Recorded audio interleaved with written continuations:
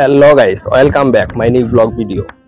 আজ আমরা এসেছি জামালপুর জেলার সরিষাবাড়ি উপজেলার টিকনা গুরুর হাট সংলগ্ন যমুনা নদীর তীরে। তো আপনারা দেখতে পাচ্ছেন ইতিমধ্যে আমরা যমুনা নদীর তীরে এসেছি। আপনাদেরকে যমুনা নদীর আশপাশে একটু ঘুরে দেখাবো। আশা করি আপনাদের ভিডিওটি ভালো লাগবে। তো এই যমুনা নদীটি বর্তমান জামালপুর জেলার সরিষাবাড়ি উপজেলার টিকনা যমুনা নদী নামে পরিচিত এবং এটি পূর্ব প্রান্ত এবং পশ্চিম প্রান্তটি সিরাজগঞ্জ।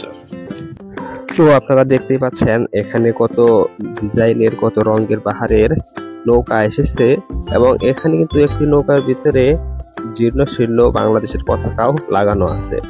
তো এখানে দেখতে পাচ্ছেন অলরেডি অনেকগুলো মানুষ নৌকা দিয়ে ওঠানামা করতেছে। তো আজ এখানে টিকনা ঐতিহ্যবাহী গরুর হাট, তো সেই কারণে এখানে এত নৌকা এসেছে। এই নৌকা দিয়ে গরু আনা হয়, নামানো হয়। তো আমরা আপনাদেরকে আরো কাছ থেকে ঘুরে দেখাবো যে জায়গাটি কেমন। আপনারা দেখতেই পাচ্ছেন এখানে গরু নিয়ে অনেকগুলো ভাই বাজারের দিকে যাচ্ছে। তো আমি কিন্তু এখানে আসতে লেট করে ফেলেছি, এই কারণে আপনাদেরকে দেখাতে পারলাম না যে গরু নৌকা থেকে কিভাবে নামিয়ে বাজারের উদ্দেশ্যে তারা এগিয়েছে। তো এই গরুগুলো কিন্তু এই পাড়ের সিরাজগঞ্জ এবং নাইটার পাড় এবং আরো দূর দূরান্ত থেকে এই বাজারে গরু আনা হয়।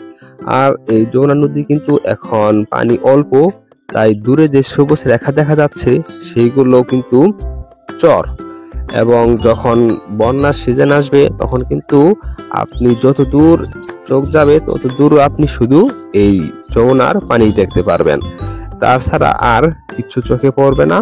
এবং এইখানে যে নৌকাগুলো এসেছে সেই নৌকাগুলো কিন্তু অনেক ডিজাইনের এবং ছোট বড় সব ধরনেরই রয়েছে। যমুনা নদীর এই অংশটা ঘুরে বেড়ানোর জন্য আদর্শ জায়গা হতে পারে। আপনারা পরিবার নিয়ে ফ্যামিলি নিয়ে এখানে বেড়াতে, তো সব মিলে কিন্তু জায়গাটা খুবই মনোমুগ্ধকর। তো ভিডিওটি আজকের মতো এই পর্যন্ত, দেখা হবে আবার পরবর্তীতে নতুন কোনো ভিডিওতে। সেই অবধি সকলে ভালো থাকবেন, সুস্থ থাকবেন। খোদা হাফেজ।